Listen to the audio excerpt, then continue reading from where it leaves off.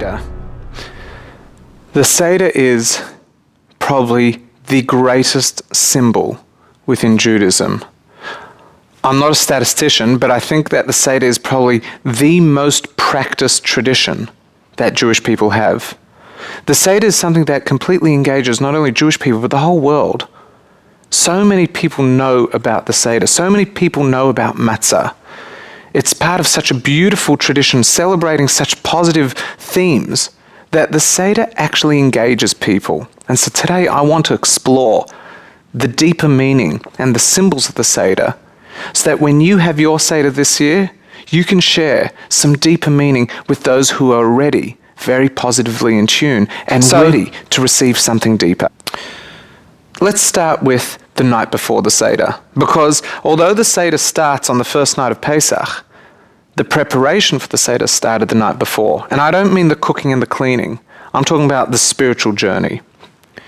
The night before Pesach, there is an ancient tradition called B'dikat Chametz, the searching of the Chametz. And we know that Chametz, as I've explored early in the series, is leaven produce, wheat-based products that have had time to rise, grain-based products. So anything from the 5 grains, wheat, barley, etc., spelt, oats, rye, anything made from these ingredients and has had time to rise is called chametz. So it's not just bread, it's not just cake, it's crackers, and it's any food that already has these flours mixed into them.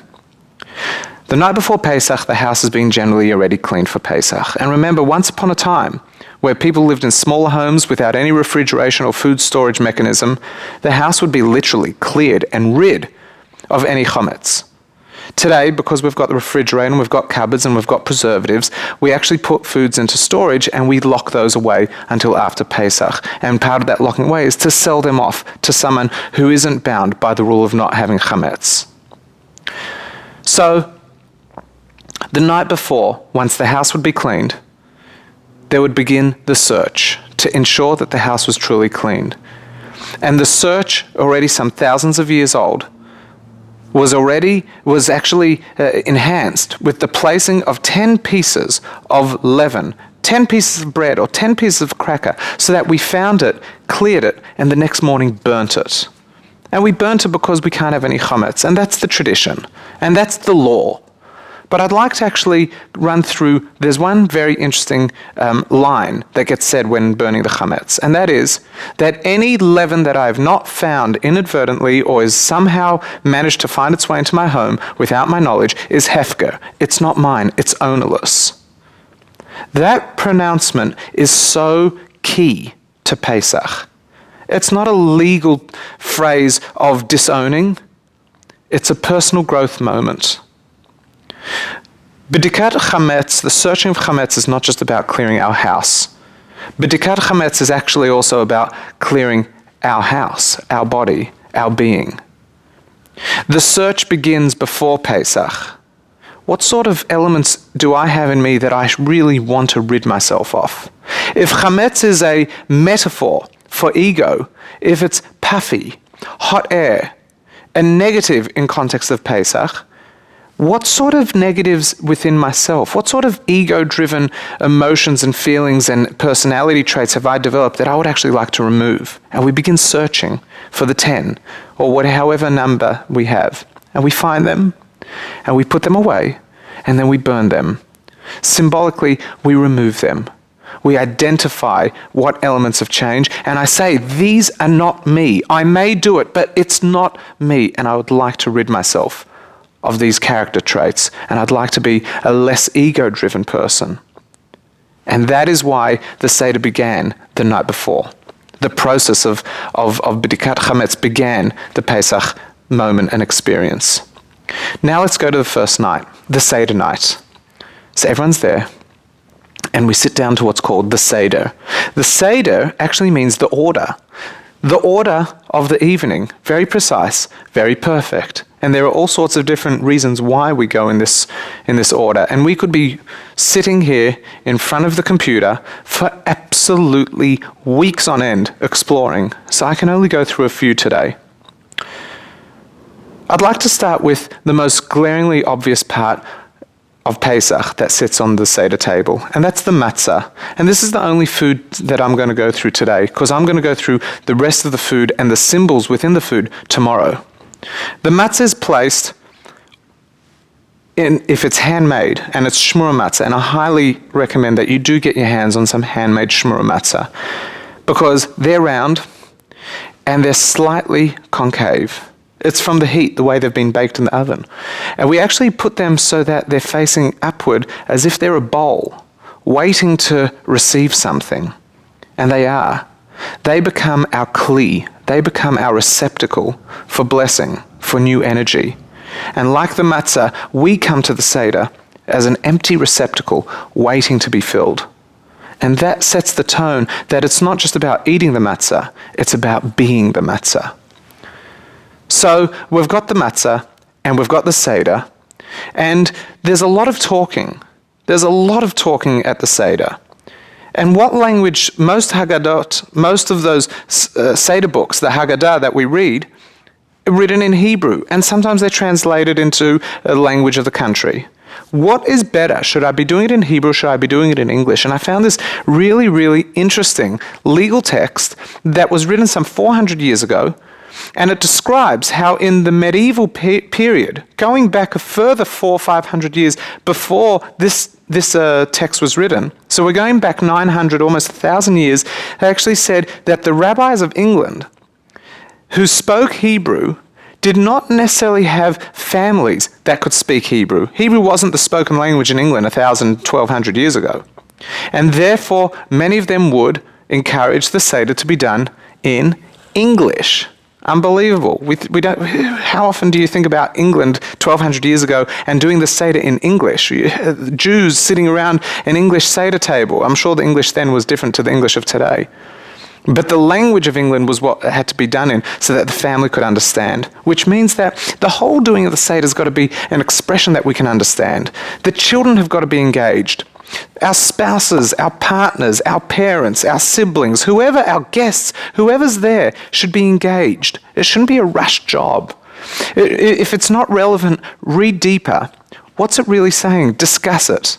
Because the real mitzvah of the Seder night is Sipur Yetzias Mitzrayim, telling over the story and the lessons of the Exodus from Egypt. So enjoy it. Don't rush it. Don't worry about the language barrier. Find the language that works for you. Sing the songs. Let it be engaging. And one of the first songs that we do sing is Manishtana, the 4 questions. And the Manishtana does not have a very clear answer.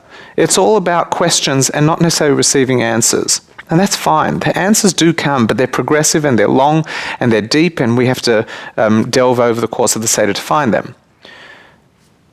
But the important thing is that the questions are being asked. The encouragement of us to think. And who asks? We always say the children ask. But what if there are no children? Then you ask. I ask. Because on the Seder night, we are all children. We all get in touch with our innocent side. And we all ask the question. And even if there's no one to ask the question of, the question still gets asked. Because as we're going to explore a little later today, the question being asked is a spiritual moment of where I connect with something higher, like a child to a parent. But we're doing this on a spiritual level. So ask the question, vocalize it, put it out there. And if you've got other questions, ask them. You never know who might have an answer for you. There are a lot of 4s over the Seder night. Another 4 that I'd like to explore are the 4 sons. The 4 sons are really a very interesting chapter of the Haggadah. And it's the 4 children. We're just using colloquialism, 4 sons. There's the wise son, the wicked son. There's the simple son, and the son that doesn't know how to ask. And everyone's got their own take on this, but I'd like to give you a bit of a spiritual reason as to who they are and why we get them in this order. The wise son is very much that, a highly academic, spiritually inspired individual. The wise son can do no wrong. They are the child, they are the adult who's just totally spiritually motivated and switched on and so learned and asks so many deep questions. The one flaw that the wise child has is that often they have a problem communicating the message. Everything becomes deep and complicated. The wicked child, The wicked child is a very, very tough label, a very, very tough label. But I'd like to explain what the definition of the wicked child is. The wicked child is the one who rebels, but not for the sake of creating positive change, because rebellions in themselves are not bad, but rather rebels purely to reject and to create doubt. And that's why the wicked child is deemed wicked and is labeled wicked, because all it seeks to achieve is cause doubt and to cause discomfort. It's actually not about ever finding a truth. But such a child, such an adult, is actually usually a very passionate person. They look for their opportunity to create this moment of doubt, to create the question, and they will often walk off before an answer is given because it wasn't ever a question as much as it was a statement. The simple child is that. Academically, okay. Spiritually, not very switched on, would like a bit more, but hasn't got the opportunity right now, and just needs things in bite size. This isn't that the simple son is dumb or illiterate. The simple son is actually just has never had the opportunity to learn, and therefore sticks to its comfort zone and sticks with what it does know, and if it ever is given the opportunity, it might learn, it might flare up. But simple being predictable, run-of-the-mill, day in, day out, the same routine. And then the child that doesn't know anything at all and can't ask, well, we often think of that child as an infant. But the one who doesn't ask is really the one that was never given an opportunity. Unlike the simple one, this is the child, this is the person who just hasn't been able to be given the opportunity to do something, hasn't been given the opportunity to learn and therefore can't ask, hasn't been given the opportunity to perform and therefore doesn't. And therefore the infant is a good example because they haven't learnt yet and they haven't lived the opportunities and they haven't seized the opportunities yet. So what's with the order? Well, the wise child is next to the wicked child because the wise one can actually educate the wicked one and can share the spirituality and can get through because the wicked one's bright. The wicked one just has, for some reason, a negative feeling. The wise one, the chacham, has the patience and is able to sit and hear the message and warm them up until the message is clear. And the wicked one becomes a passionately fired up chacham.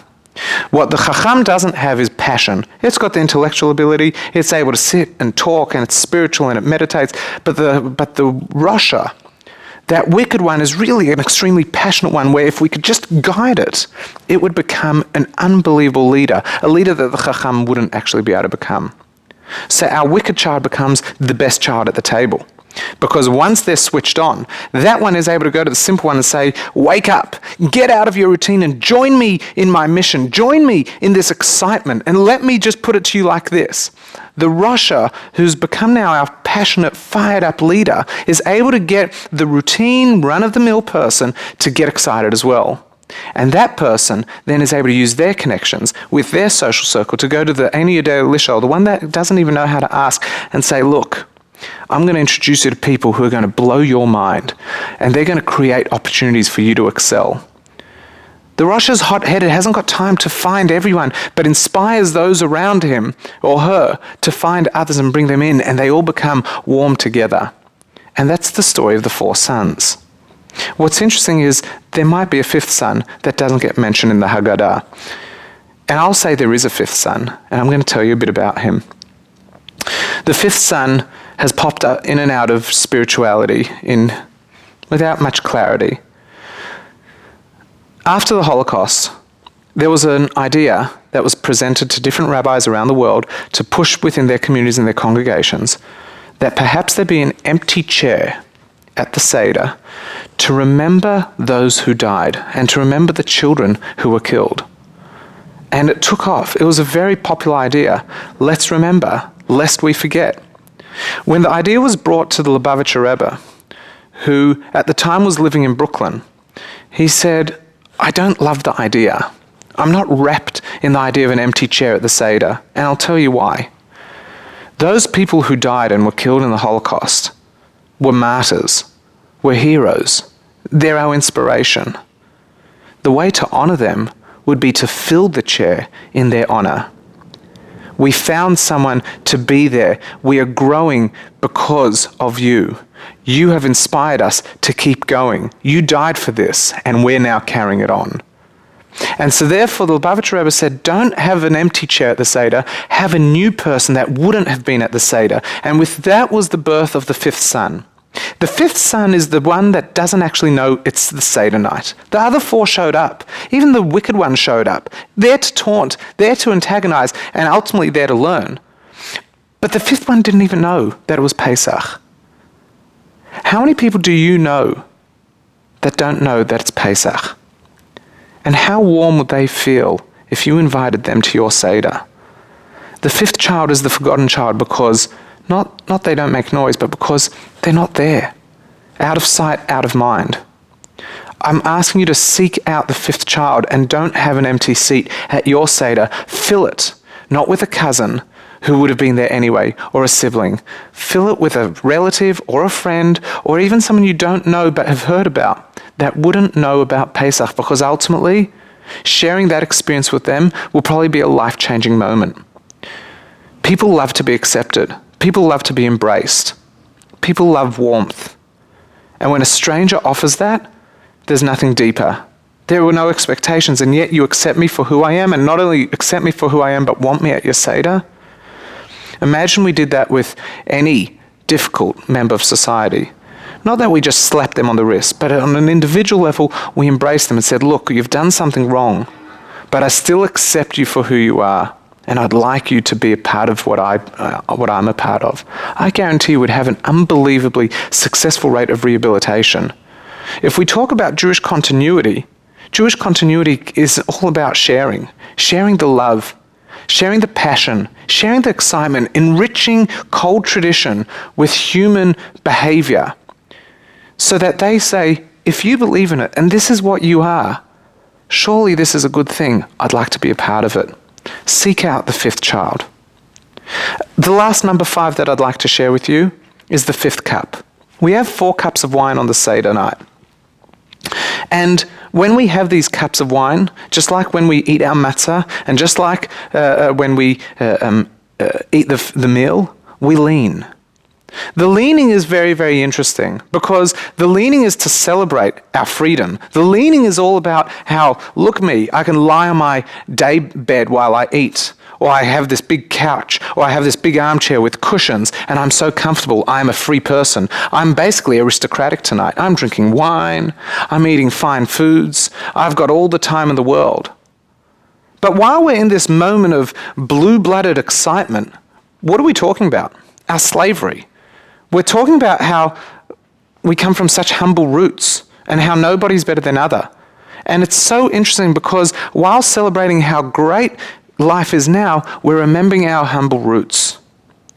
This is actually a very important lesson for life. We've always got to be in 2 minds, where we come from and our poor, quiet, tragic beginnings, and realizing that nobody is better than the other, and then the reality of where we are here and now and the opportunities that we have.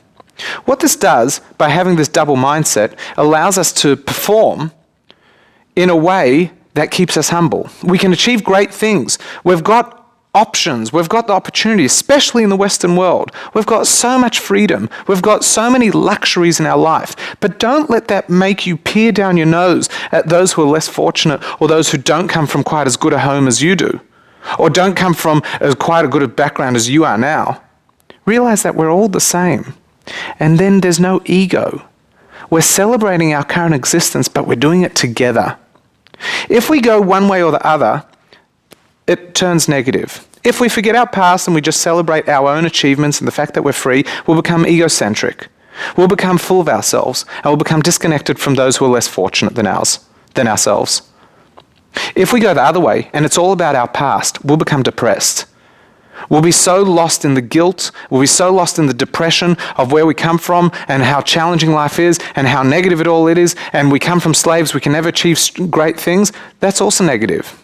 And therefore we have to remember our humble past and our humble beginnings and get excited by where we are today And that way today becomes an opportunity to grow. Look how much we've been able to achieve as a people from our humble beginnings. It only motivates us to keep going, but as a people, as a group, which means we're not doing it for ourselves, we're doing it for the masses. We're doing it for the people. We're doing it for the world. Spiritually, life is also all about the two. On the one hand, I'm in the here and now. It's also physical. It's so real. That's what drives me.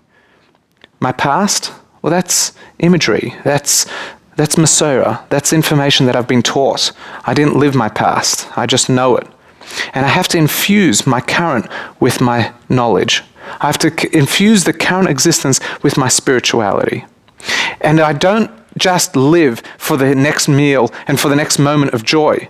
I don't just live for where I am now, but rather I look for the deeper meaning within everything that exists. I'm leaning, but my mind is not in the leaning. My mind is in my origins. My mind is in my true origin, the soul, prior to creation.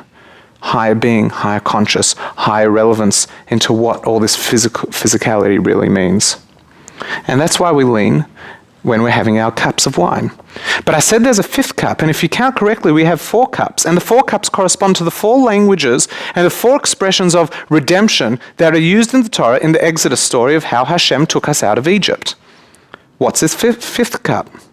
Well, the 5th cup we know is right at the end of the Seder, the cup of Elijah. It's poured, but as I said before, we never drink from it. And it's poured and we sing, and the order is that the women take a candle, and a candle is a flame on a wick. And what's happening with the flame on the wick is the flame is constantly consuming its very source of life, being the wick, and it's always burning upward, wanting to flicker and jump off.